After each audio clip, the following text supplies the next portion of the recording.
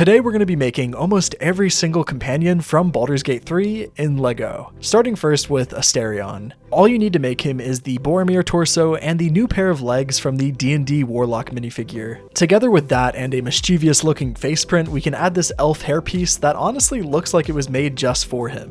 And for a final touch, we'll give him a dagger. This is such an easy way to make him, and if you're wanting to make this but you don't have the Boromir figure, you could totally just use this one from the D&D packs. I just prefer how Boromir's torso works for him.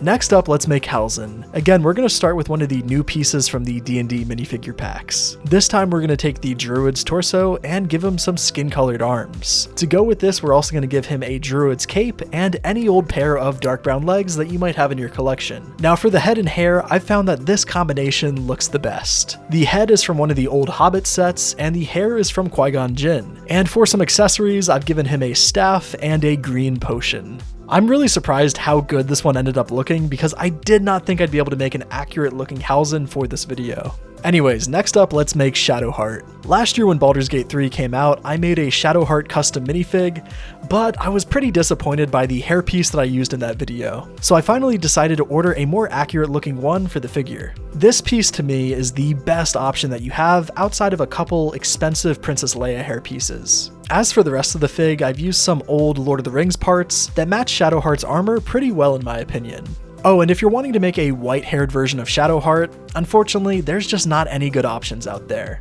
Anyways, next up, let's make Menara. To start, we're going to grab this face print that is probably the closest official LEGO head that works for her. And we're going to place this head onto a combo of armor that looks close enough to what we see in the game.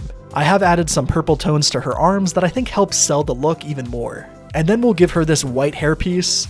Obviously, having a tied up white hairpiece would be more accurate, but I just don't have one. Next up, let's make Carlac. Thankfully, we don't have to do much because LEGO has a figure that looks almost exactly like her. It's also really affordable to make, which is nice. If you buy this minifigure called Lavaria and add the new tiefling pieces from the D&D CMF, you have a really accurate looking Carlac. Maybe you could try to give her a different pair of legs, but I'm pretty happy with the ones that the figure already comes with. The only other thing I'm going to do to this figure is give her a giant axe. This is honestly my favorite easy custom to make for the game. It's way more affordable than pretty much any other figure in this video, and you could make it even better by giving her a red colored tail instead of this orange one. Next up, let's make Gale. For the figure, we're going to take the new purple legs from the D&D CMF and add this purple torso from the Medieval Town Square.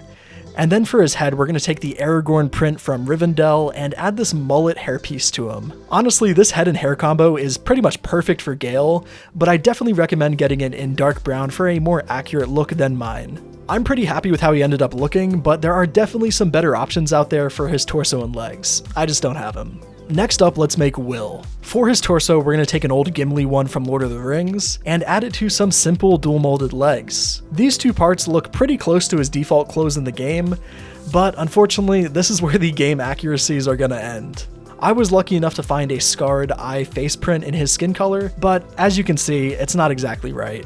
And the hair is an even worse story. LEGO just doesn't have a lot of black hairstyles as of right now, so this one is the best I could do. I think he looks kind of recognizable if you put him next to the other companions, but on his own, not so much. I have given him a sword and the Eldritch Blast, which I do think help make him look a little bit more like himself. For Lae'zel, you have a surprising amount of really good options actually. I've taken this combo of torso and legs from the old Lord of the Rings sets and a Knight CMF. And then to this, I've added some shoulder armor. Now we can talk about the two face options that you have. I've went with this orc head and hair combo that I think is a really good option, but the face obviously isn't quite right. A better option in my opinion is to take this Star Wars head and add the orc's hairpiece to it. This is probably the best option for a accurate looking Lae'zel, but this Star Wars head is really rare and expensive nowadays. So to save myself nearly $10, I'm happy with my version as is.